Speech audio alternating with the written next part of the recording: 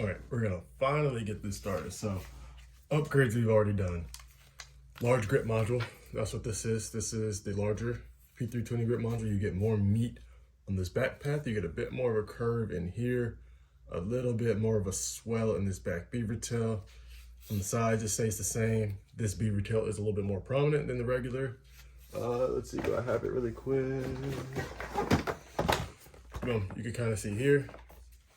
In comparison, this beaver tail is a little bit larger than that beaver tail.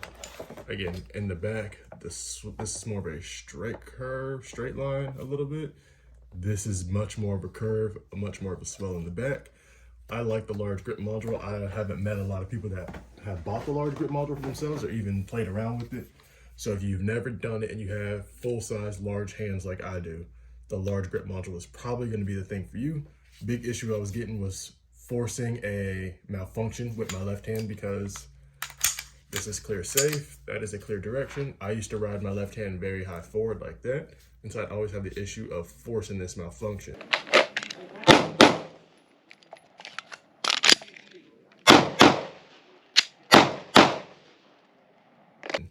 I would say the trigger guard might even be a little bit bigger just because this is wider. I don't feel like I'm getting that as much, but obviously I've added the gas pedal too, which does help me with recoil management. But it also gives me a checkpoint to not let the meaty part of my thumb and palm here ride up too high. I do want to put the regular takedown pin back in just to get a feel to see if I get the same type of malfunctions with this on the large grip module as opposed to the medium one. But as of now, we're going to leave it out. We're going to install the trigger bar, the Apex trigger bar. This is the forward reset trigger bar, so it should give us a little bit of a more crisp reset, because the 320s typically have a little bit of a mushy reset in there.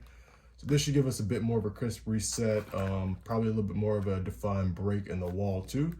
Although the break in the wall isn't that bad, it's just kind of the travel time in between. So we're gonna get going installing this. I need to grab a little bit of the multi-tool real quick. All right. Just like that. Rotate this down. Comes off just like that.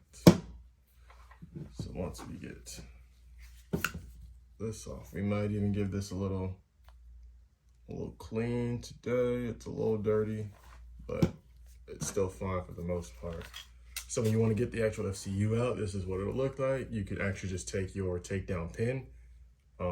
Actually, first what I gotta do is take out my current takedown pin.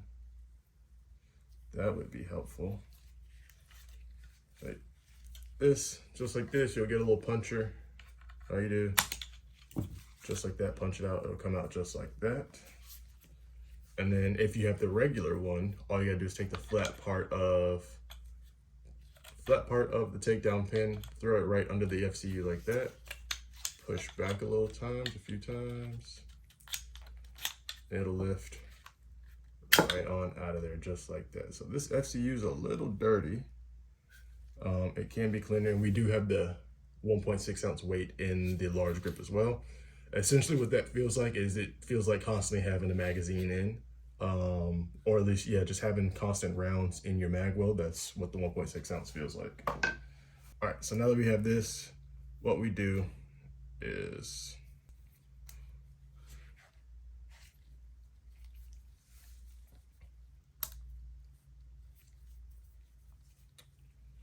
down, forward, and back, just like that. It'll put this trigger right there. That slides out perfectly.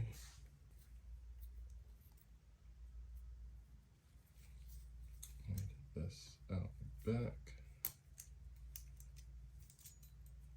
Kind of just like that, and then it comes off. It's a little tricky, trying to make sure you don't like lose the spring and have it shoot across the room on you. So it goes in there. Like I said, I feel like that is just a little warped, don't you think? I personally feel like it's a little warped. So, could just come from tension, could come from use, but yeah, I just feel like it's not supposed to look exactly like this. So we'll buy a new one. There's already, like I said, there's already another one on the way. So I'm not, the most upset about it. If I see a new one today, maybe I'll buy one while I'm out. But Don't know. So getting into this now. Trying to get the package open. There we go.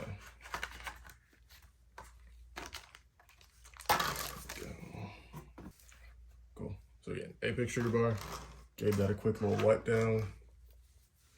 Here's our stock trigger bar, trigger spring, trigger. So we have all the parts here. Here's the factory trigger bar, the limited forward spring and the capsule right there, which will go on this bar right here. And that kind of already slides pretty easy inside. So I like that. That's not gonna be a hard thing to get on. That's the first part we're actually gonna put on. So open this up.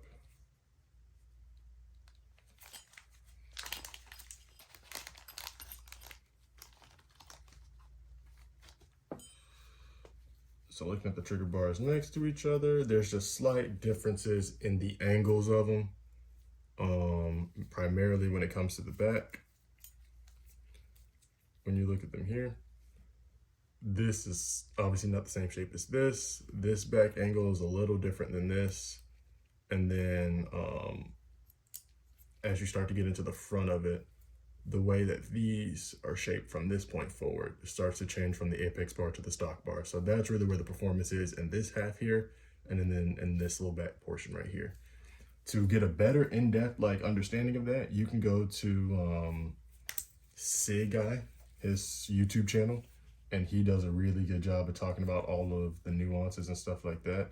Now, I'm not gonna lie, he didn't recommend that, you know, to use pliers on this, so I'm gonna just try to use my hand, and that worked out pretty good just now. So throw the spring on there.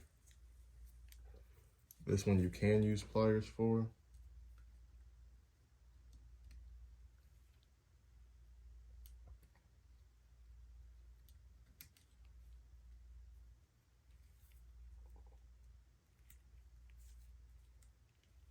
Try to get that in there.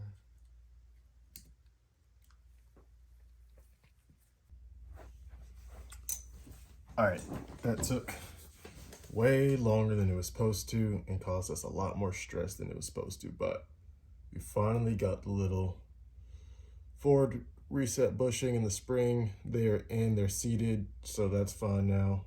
We got to do a little bit more rebuilding than we actually initially planned because, like I said, that caused us way more stress than it was supposed to. So now we got to put the actual slide catch back in, along with the trigger bar and the trigger. That was extremely stressful. So a couple key tips. One, get yourself a little tapping tool. That'll make your life easier.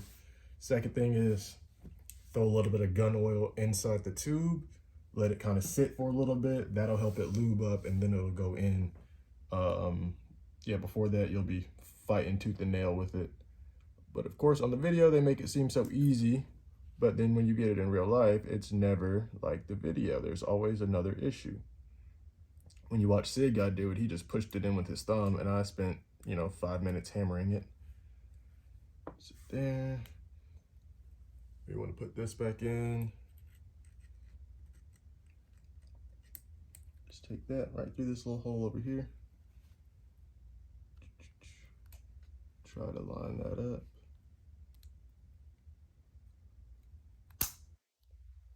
Just like that. Line that back up there. Click. Let's get this down a little bit. All right, so now the slide catches back in. Now it's time to install the final part, which will be the actual trigger bar here. So this is our trigger bar. Here we go, trying to get this installed. So easy tip that we can do is you could take this, throw this in here early like this. Again, this comes from SIG Guy. Take this, you rotate this around now. Rotate this around, pull forward some. So essentially you want this piece to be flush with this right here. Let this, you know, kind of stay in the bag. Also do this so you don't cause unneeded tension on the spring here.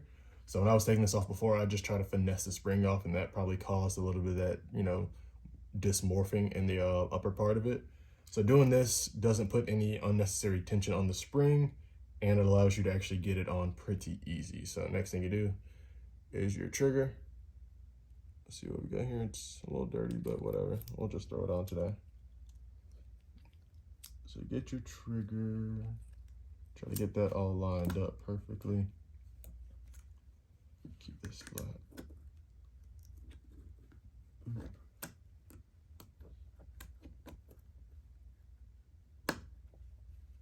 Boom.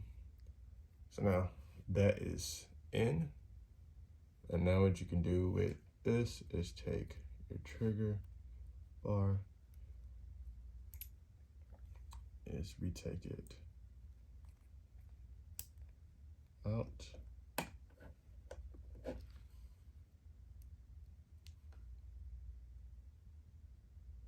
Try to do this is literally all first time of me trying most of this.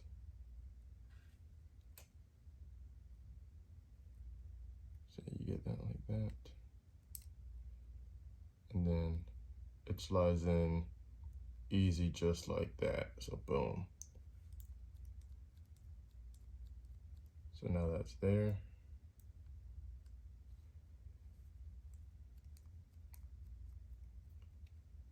Trigger bar installed, spring is back in. Trigger is now behind the sear group. Just checking everything to make sure everything looks good. These pins are pushed in. That is protruding. It's going to protrude a little bit. It's not going to be flush in there. So that is normal. All right, everything looks pretty sound on it right now. This is the old trigger bar, the stock one. Looks just like that, nothing more on it. So from this point, we'll grab our actual grip module. We don't, you know, it's not really necessary to lube this piece in particular. Like, it's not gonna make a big difference if you do or don't. So today we just, you know, we kind of won't, it doesn't matter. So here we go, drop this in. Try to make sure this back piece gets seated first. All right. But I guess the thing that can help is just, you know, if you do put the oil in there, it'll probably slide in a little, you know, smoother. So there's always that. All right, next thing we're gonna do, we put in the gas pedal. And again, we gotta do a test of, you know, what this gas pedal will be like outside. Another thing, put some oil on the gas pedal too. That'll help it slide through a little easier. A little lube all the way around. Not a lot, just a little, rub it in. Just like that, try to angle it.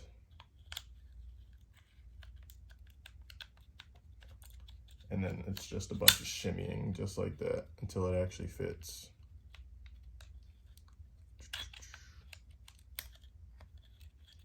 There we go. Essentially, if you twist like that, it'll all come together. All right, gas pedal, it's back on, rotating. The trigger, it looks like it's functioning properly inside of there. Everything is, like I said, feels pretty good already. You know, moment of truth, rotate, slide down, lever down. We'll lube this up anyway, just these pieces right here. We'll just lube that up real quick. Okay, just on those spots.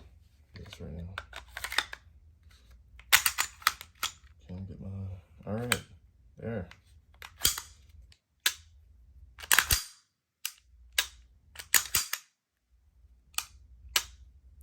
All right, so I can definitely say this is a much better feel. So again, I'll show you empty firearm, nothing in it, nothing on.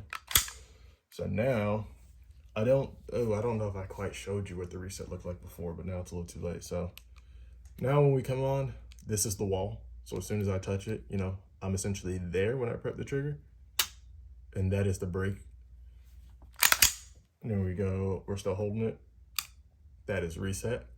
So this feels a lot more like how my mind is thinking when I'm shooting, in terms of, okay, I'm on, find the wall, brake. Even you saw my hand move, that would have actually been a miss just because of how hard I pulled that trigger. And then we're there, reset is right there. Then again, soft pull to brake, come back, resets there, soft pull. Yeah.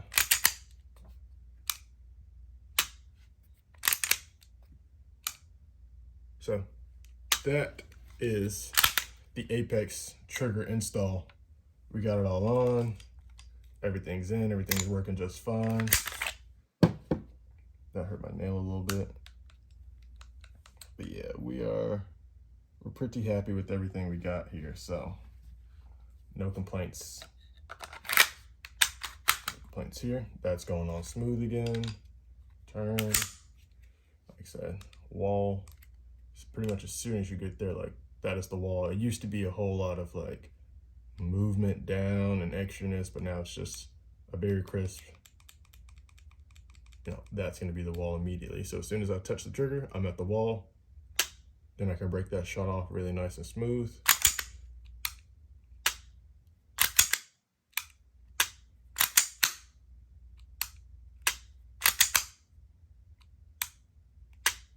Yeah. So, all right, that's the 320 install. You will see the actual shooting portion of this video in a little bit, but as of now, we're out for the install. Thanks for watching, and then subscribe, check the comments, and do all that stuff too, and I'll see y'all on the range.